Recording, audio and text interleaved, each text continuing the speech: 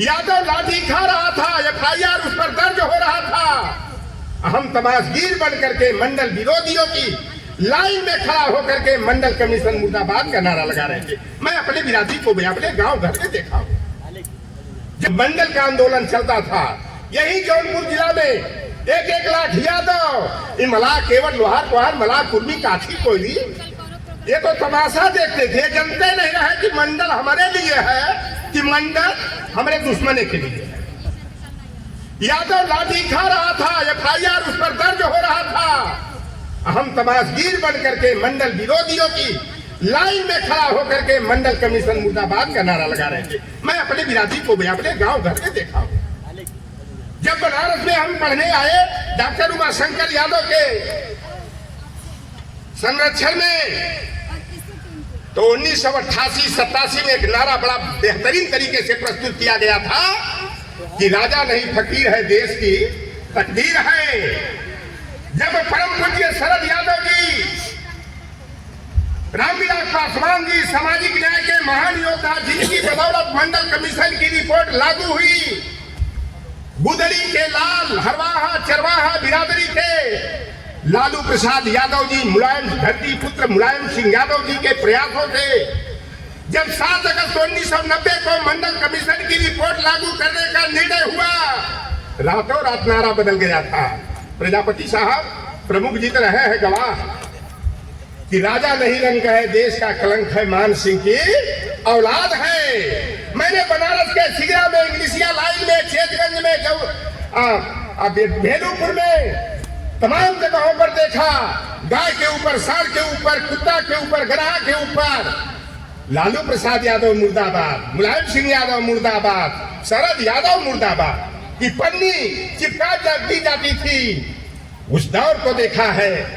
अभी मध्य प्रदेश का चुनाव हो रहा था, योगी आदित्यनाथ जाते हैं और उस नेता को, जिस नेता की बुनियादी परिवर्तन के लिए अपने पिताजी के 25 पर चलते हुए अगर कन्या विद्या धन जैसी योजना को संचालित किया, लैपटॉप और टैबलेट बांटने का काम किया, 100% शुल्क प्रतिपूर्ति और छात्रवृत्ति की योजना को लागू किया, एक मुफ्त पढ़ाई, मुफ्त दवाई, मुफ्त सिंचाई की योजना को धरातल पर उतारा, और वे योगी आदित्यनाथ टोटी चोर कहते हैं। जो भी आपके समाज के परिवर्तन के लिए आगे बढ़ेगा वह गालियां सुनेगा। इसी तरह के उपनामों से संबोधित किया जाएगा। अहिरे के घरे में पैदा कृष्ण के यहाँ जहाँ नंद जी के घर में रहते थे, हजारों गाय पलती थी। मध्य प्रदेश जैसे गाय ना रहे कि 1 पौवा 2 पौवा दूध देवे, बकरी इतना हमारे यहाँ ऐसे ज्यादा दूध देने। तो कृष्ण जी को क्या कहा, माखन चोर। और लालू प्रसाद यादव जी ने, जो जगन्नाथ मिश्रा कांग्रेस का मुख्यमंत्री था, उसने चारा घोटाला किया। और जब 1990 में चारा घोटाला जांच समिति गुदड़ी के लालू प्रसाद यादव ने बनाया, तो जातिवादी जज मिश्रा ने जगन्नाथ मिश्रा को बेल, लालू प्रसाद यादव को जेल दे दिया। हमारे तो बड़का बाबू रहे, यही बगलिए है राम नरेश यादव। राम नरेश यादव जी जब 1977 में जनता पार्टी में मुख्यमंत्री बने और निषाद बिरादरी के बहुत बड़े विद्वान छेदीलाल साथी के अध्यक्षता में 1974 में जो सर्वाधिक पिछड़ा वर्ग आयोग बना था, उनके परामर्श पर जब बाबू राम नरेश यादव 15% आरक्षण लागू किए, मैं बच्चा था लेकिन होशियार था, कहे अहिरे मलाहे के गांव का था। तो हमारे बगल में 2-3 ठाकुर और ब्राह्मण थे, ठाकुर और ब्राह्मण भूमिहार, कहे राम नरेशवा वापस जाओ, लाठी लो, भैंस चढ़ाओ। जब उसी दौर में कर्पूरी ठाकुर जी बिहार में 26% आरक्षण लागू किए, यही बेईमानों, सामंतों, जातिवादियों, संविधान विरोधियों ने नारा दिया कि कर्पूरिया कर्पूरा दाढ़ी बना ले उस्तूरा, ये आरक्षण कहां से आई, कर्पूरिया का माई भी आई। अजब मंडल कमीशन के मामले में इंदिरा साहनी बनाम भारत सरकार का जो मामला था, 16 नवंबर 1992 को जब निर्णय हमारे पक्ष में आया, राम जेठमलानी को लालू जी ने बड़ा मना उना के केस लड़ने के लिए तैयार किए।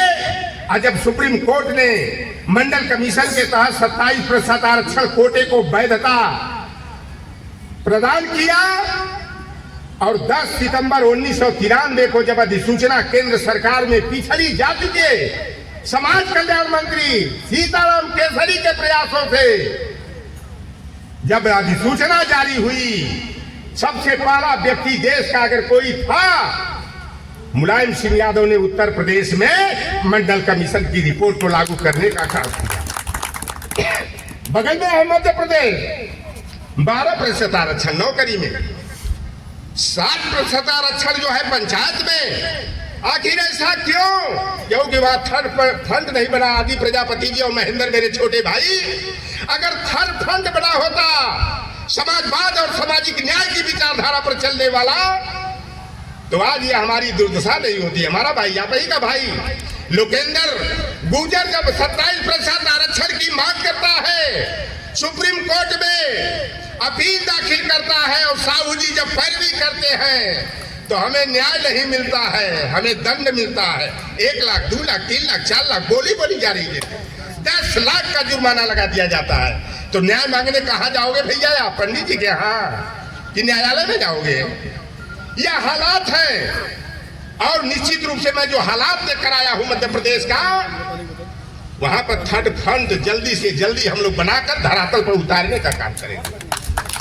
जब हमारे बाप दादा को बचपन में हमारे गाजीपुर के पूर्वांचल में बलिया में खटिया चौकी पर, तो दूर की बात है जमीन पर भी बैठे रहते थे, ठाकुर बाभन भूमिहार जब रास्ते से गुजरता था तो खड़ा हो जाते थे, बाबू साहब जय राम जी की, पंडित जी जय राम जी की। ठीक है, पानी का कुछ ना।